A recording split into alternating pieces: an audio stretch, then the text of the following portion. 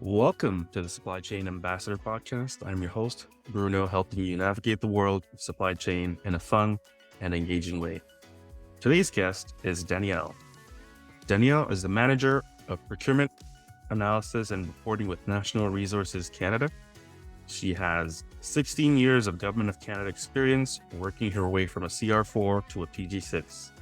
Prior to joining the Government of Canada, she managed the front office for a local independent hotel where she thoroughly enjoyed meeting travelers from around the world and connecting with them with various tourist experiences throughout the National Capital Region. She is the proud mom of 2 teenage humans, and she volunteers with a local dog rescue. Welcome, Danielle. Good morning, Bruno. How are you? I am doing very well. I can imagine all the people around the world you got to meet working in a hotel, and which is why speaking with you today, I get to learn from your experience. So can you share with us a bit of your journey and how you got to your position? Give us more context, please. Oh, it was quite the journey, Bruno. Started as a CR4 many years ago in a procurement liaison function with the Canada Border Services. So I was in the IT resource management team and I was literally drafting task authorizations and creating purchase requisitions that would then be packaged with SRCLs and sent over to the procurement processing team to issue these big TAs against huge contracts that CRA and PSPC had in place. And these were legacy contracts. So from there, moved up to a PM2 in a major crown project and quickly discovered I did not enjoy working in major crown projects, but I was writing the statement of work and evaluation criteria for the project team. I went on maternity leave, and while I was on maternity leave, my position was cut. There was a deficit review action, the old DRAP, and my position was cut while I was on maternity leave. So my boss called me up and she said, "There's a position for you in procurement. And because you have all of this procurement experience, the procurement team would love to have you when you come back from maternity leave." So I found myself 6 months later in the procurement team at the CBSA and reclassified to a PG2 and haven't looked back, just moved my way up. So from there, I did the rungs. It went from the PG2 to the 4. There was no 3 there back then. So there was no PG3 position.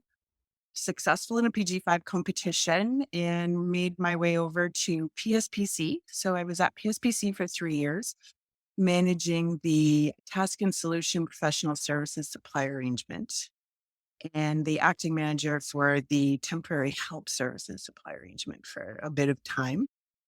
And a friend reached out to me and said that Natural Resources Canada was looking for someone to help train procurement officers and do post audit quality assurance file reviews and reporting. So I took a lateral to go over to NRCan in 2016 in procurement policy. And I worked in policy there and I worked in operations there. And I was the acting manager for operations. And from there, I went to the Administrative Tribunal Support Service, which is a micro organization, as a PG6 and learned so much there in a micro organization. It's very flat. So I had a lot of touch time with the CFO, with the DCSO, with the deputy head. It was an amazing experience. Learned a lot of the finance stuff that as PGs, we don't normally get exposure to. But because it was in a small organization, a lot of discussion on the budget and on planning and on developing that side of my career. And then the position opened up at NRCan as the manager of procurement policy. And I truly love the mandate of NRCan. So it was hard to leave the ATSSC and the small procurement team that I grew there, but I couldn't turn it down. I am passionate about the mandate of NRCan. So I went back and have been in the thick of it there ever since. It's quite busy here. So we work hard and there's a big team here, but happy to help support them and grow their knowledge and help them move forward in their own careers. Wow. Oh, what a journey.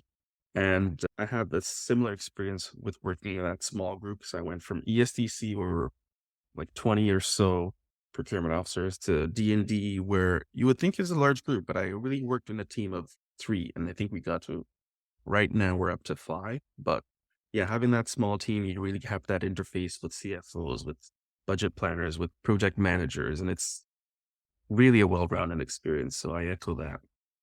What would you say you love about your work?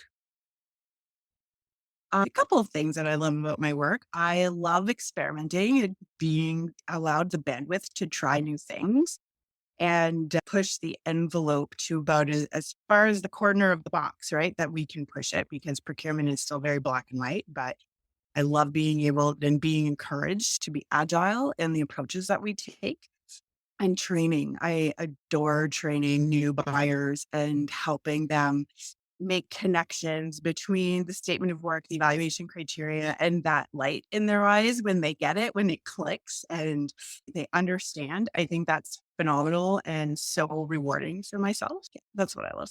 Wow. Are there any common misconceptions about what you do? The one thing I've faced, I think, in my entire career is that from the client's perspective, they feel procurement is a help desk. And they're going to pick up the phone and procurement is going to have the solution immediately and a contract in place the next day for them, which is simply not true. What? So It's not? I know, my goodness. I simply have that TSPS $3.75 million contract on a shelf waiting just for you. No, so it's trying to change the mindset and have the client have a growth mindset and being sure that they understand that I am their partner and that we're going to work together to get them to the product. We'll get you there, but it's about that relationship and relationship building and getting the customer to the product in the end, but that we simply don't have that contract on a shelf right away for them. So, what challenges would you say you have faced and how have you overcome them? Challenges personally in the federal public service. Apart from explaining the bureaucratic process of procurement and overcoming that with the client and explaining that there's this giant web of rules and we have to make the connections, connect the dots between where the box stops and where the rules start and where we can play within the gray space and where we can't and just trial and error in some things, right? Nobody wants a failed procurement, but there are those failed procurements that happen, and you don't get there without trying some new things. Um, so that's more professionally, but personally, I think not having a university degree or a college diploma has been a huge challenge in my own career in obtaining leadership roles and having to work twice as hard to demonstrate that I do have the knowledge and the capacity to do the work. It's been a challenge for me to overcome. And there really is no overcoming. I can't just go back to university tomorrow and undertake a 5-year degree. So just being with the right management team, I think, too, and the management team that supports you and finding those necessary supports and those people that come into your life and recognize that, wow, this person can do the job and we're going to take that chance. So, y- Yeah, having the right supportive team is so key. And I've been fortunate enough to have very supportive managers in my lifetime. So I never take that for granted. you can't take that for granted because I've had both. And having right now, I have the most supportive executive team at ATSSC as well. It was incredible there to move in advance in my career and have people recognize that is it's good boost for the morale too. So Are there any new exciting projects that you're working on? I'm working on developing video training modules for clients on how to write a statement of work and how to prepare an evaluation criteria. So I'm working on writing scripts. I think right now in this age of technology, there are so many things we can do to capture the client's time and attention People don't read anymore. They don't have time to read. And I think that's a product of the last 10 years of social media, but I think the pandemic really brought it to the forefront where people don't want to take the time anymore. You have instant cart, like your groceries are delivered at your door right away. You've got instant access to people through Teams. Like we've really seen a big paradigm shift here. And so I think if I want to be able to capture the clients, the business owners' interest, I'm going to create videos for them to be able to watch on how to develop these critical tools to get their procurement. I'm happy to work on that. That really sounds very exciting. As a guy who spends his time on YouTube a lot. But Yeah. it's true. I'm watching my humans, my kids are learning how to play guitar and learning how to play piano or learning how to use a soldering iron and make art on YouTube. And I'm thinking, if these guys can do it, I think I can capture the business owner's attention with a video on how to write their statement of work and make it interesting and make it fun and really get their time right and make it so they feel like they're using their time wisely and getting entertained. Oh, wow. That's great. Send me a couple of links when you're done, eh? I will. I'm happy to share. Yes. Any advice to our listeners? For new PGs, ask questions. And if you don't understand, keep asking your question. Go read the supply manual. Try and find a mentor who is going to be by your side and walk you through it until they see that aha moment in your eyes and they know you get it. So I think that's just keep asking questions until you understand. And if you feel like you're being annoying, you're not. It's that the person who's explaining it to you is perhaps not articulating it properly. So And what would you say? What would be your call to action?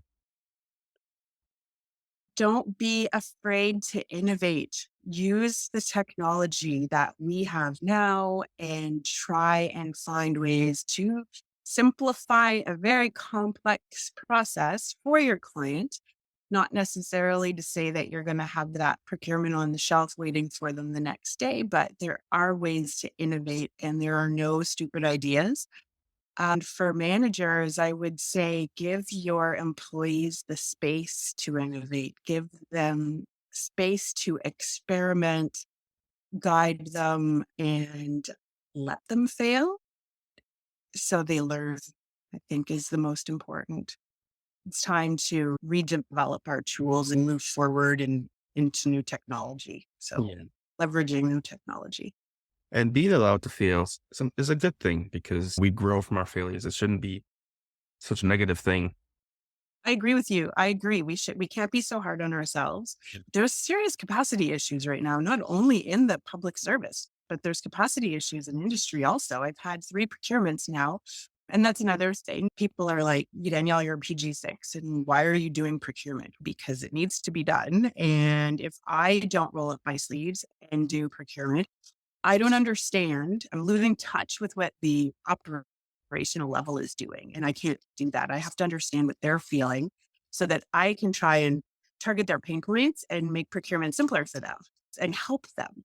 There are 3 procurements that I did recently where the suppliers all came back and said, we don't have capacity. So did we fail? No. Did we have to switch gears? Yes, we did. And we had to pivot and try a different strategy to get the customer to the product. So there will be failures and you will learn from them. Yeah. And that you can't be hard on yourself about it. No, definitely not. Well, we've covered quite a slew of topics, and my personal takeaway is procurement is not a help desk, but at the same time, it's about that relationship with clients, building that relationship throughout the process, from procurement planning to contract management. And I definitely also 100% agree and support having a supportive management team that give you the space to kind of work and help you grow through mentorship, I think is very valuable. And then I love the idea of you're working within the box. You're finding agile methods. You're trying to simplify things. I think that was a very great takeaway for me as well. So thank you so much for coming in and sharing your experience and your knowledge. This was certainly a lot of fun for me. Oh, thank you, Bruno. It was fun for me too. This is a first for me, and I had a lot of fun. Thanks for including me. Absolutely. The first of many, I hope. Have to keep in touch. Yeah. Thank you.